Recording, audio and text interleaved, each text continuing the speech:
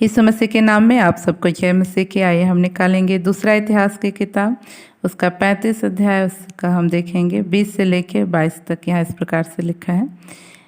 इसके बाद जब योसिय्याह भवन को तैयार कर चुका, तब मिस्र के राजा नको ने परात के पास के करकमिस नगर से लड़ने को चढ़ाई की और योसिय्याह उसका सामना करने को गया, परंतु उसने उसके पास दूतों से कहला भेजा, हे यहूदा के राजा, मेरा तुझसे क्या काम? आज मैं तुझ पर नहीं, उसी कुल पर चढ़ाई कर रहा हूँ जिसके साथ मैं युद्ध करता हूँ। फिर परमेश्वर ने मुझसे फुर्ती करने को कहा है, इसलिए परमेश्वर जो मेरे संग है उससे अलग रह, कहीं ऐसा ना हो कि वह तुझे नष्ट करे। परंतु योसिय्याह ने उससे मुंह न मोड़ा,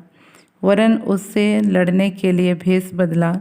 और नको के उन वचनों को न माना जो उसने परमेश्वर की ओर से कहे थे, और मगिद्दो की तराई में उससे युद्ध करने को गया। यहाँ देखते हैं प्रियो कि योसिय्याह राजा जो था वह, अगर उसके विषय में हम अगर देखना चाहें तो हम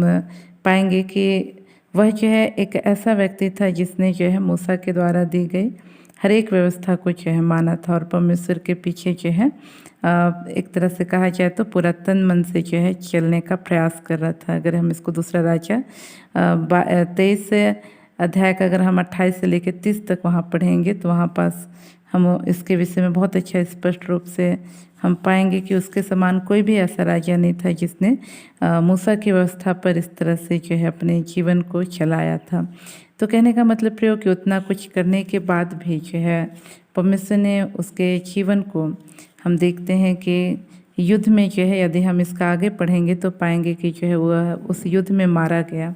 तो जो है उसका कारण यह था कि उसने क्या किया था, एक ऐसे व्यक्ति का जो है सामना करने को वो गया था जिसके साथ परमेश्वर था, या कह सकते हैं कि परमेश्वर ने जो है एक लक्ष्य दिया हुआ या तो फिर एक आज्ञा दिया हुआ व्यक्ति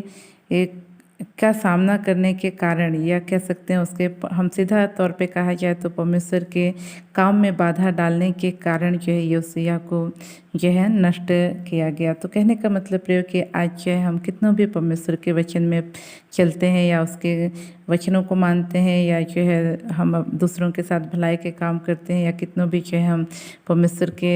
महिमा के लिए जो है हम अपना जीवन बिताते हैं, लेकिन यदि हम किसी ऐसे व्यक्ति के विरुद्ध में खड़े होते हैं जिसको परमेश्वर ने कोई काम सौंपा है, तो एक तरह से कहा जाए तो हम सीधा परमेश्वर के कामों में हम जो है रुकावट और बाधाओं को डालते हैं। क्योंकि जो है हम सबका जो है जिस प्रकार से हमारे देह में सब देह के जो सब अंग हैं उनका जो है सबका जो है अलग अलग काम है, उसी तरह से परमेश्वर के राज्य में भी जो है हर किसी का जो है अलग अलग काम है। तो आज जो है यदि कोई ऐसे कामों को करता है जिसको हम नहीं करते हैं या हमको अगुवाई नहीं हुआ है, तो इसका मतलब ये नहीं कि वो जो है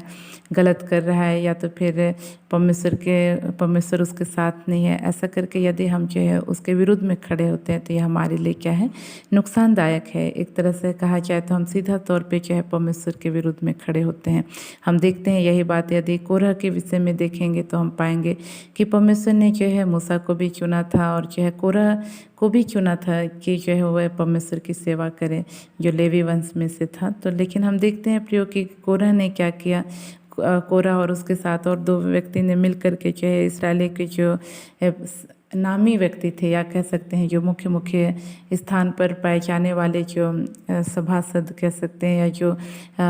व्यक्ति जो प्राचीन लोग थे या तो फिर उस मुखिया थे, उनको जो है अपनी ओर मिला कर के क्या किया, मूसा के विरुद्ध में खड़े हुए और जो है उनकी सेवकाई पर जो है उंगली उठाया। तो कहने का मतलब कि आज परमेश्वर यदि हमारे जीवन पर अनुग्रह किया है, यदि हमको इस्तेमाल करता है, यदि वो हमारे साथ है, हमारे कामों में आशीष देता है, हमको जो है दर्शन प्रकाशन या हमारे जीवन के द्वारा अद्भुत कामों को करता है। तो हमको एक बात ध्यान रखना है कि हमको जो है किसी अन्य जो है मसीह भाई बहनों के विरोध में खड़ा नहीं होना है। ये जिस प्रकार से हम अब हमारे जीवन के द्वारा परमेश्वर महिमा लेता है, हो सकता है वैसा उनके जीवन से ना हो सकता है उनके जीवन को परमेश्वर और भी किसी रीति से इस्तेमाल कर रहा हो या अन्य प्रकार से इस्तेमाल कर रहा हो। ऐसे समय में हम यदि सोचने लग जाएं कि नहीं वो गलत है, ऐसा परमेश्वर नहीं करेगा, ऐसा करके हम यदि उसके विरुद्ध में खड़े होते हैं तो ये हमारे जीवन में क्या है, विपत्ति के लिए द्वार को खोलता है। हम इसी तरह से और एक उदाहरण देख सकते हैं मूसा के विरुद्ध में, जब उसकी दीदी जो मरियम थी जब वो उठी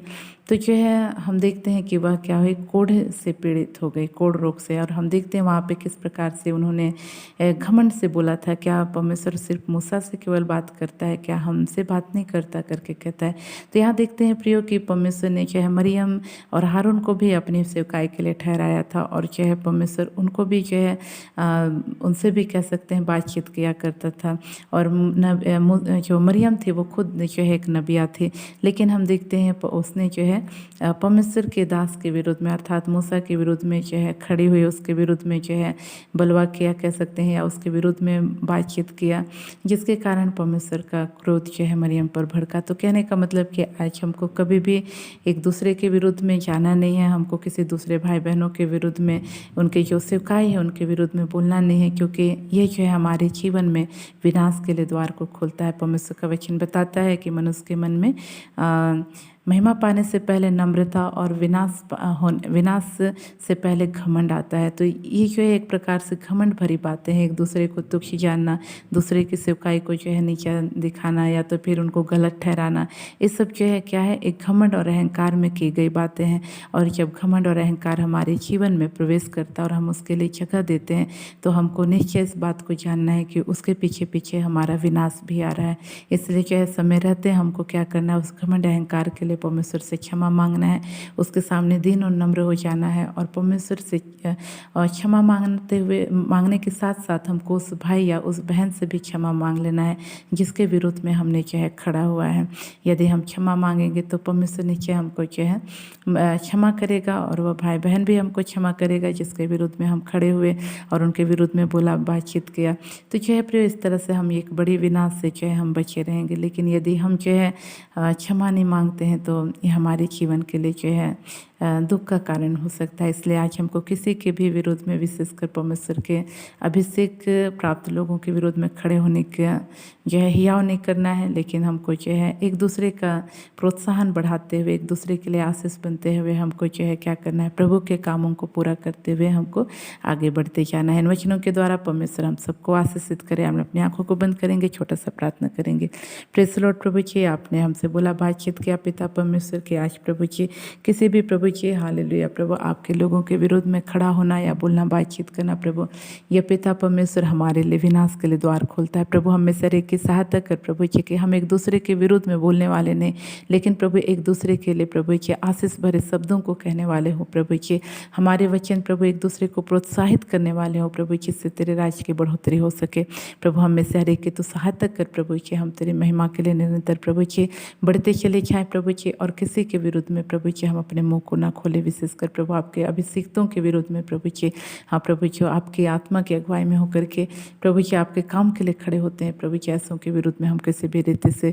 कोई अपशब्द ना कह सके, ऐसा हमारी सहायता कर। विशेषकर मैं इस भाई के लिए प्रार्थना करती हूँ प्रभु जी, जो प्रभु कई लोगों की सेवकाई पर प्रभु उंगली उठाता है प्रभु, उनको प्रभु ये गलत ठहराने का प्रयास करता है प्रभु, इस भाई की सहायता कर प्रभु, अपने अपराधों से मन फिराने के लिए सहायता कर, और प्रभु तुझसे क्षमा मांगने के लिए सहायता कर प्रभु जी, जिससे प्रभु इसका जीवन प्रभु जी नाश होने से बच जाए। प्रभु मैं इस भाई के लिए प्रार्थना करती हूँ जो एक लंबे समय से प्रभु जी क्षय रोग से परेशान है पिता परमेश्वर। हाँ प्रभु जी, इस भाई की तो सुधि ले प्रभु जी, और इसी वक्त प्रभु तेरी चंगा करने वाली सामर्थ प्रभु इनके सिर से लेकर पैर तक यीशु के नाम से बलपूर्वक प्रभु जी, यीशु के नाम से प्रभु जी इसी वक्त प्रभु जी बहने पाए प्रभु, और यह भाई अपने इस क्षय रोग से यीशु के नाम से पूरी रीति से आच्छाद हो जाए। यीशु के नाम से प्रभु तेरी चंगा करने वाली सामर्थ प्रभु इसी वक्त इनके जीवन में यीशु के नाम से उतरने पाए। ऐसा ही रसकल धन्यवाद, सारी याद सारी मत तुझको देते हैं, तूने प्रार्थना सुना, धन्यवाद। इन प्रार्थनाओं को यीशु के नाम मांगते हैं, आमीन। आप सबको जय मसीह की।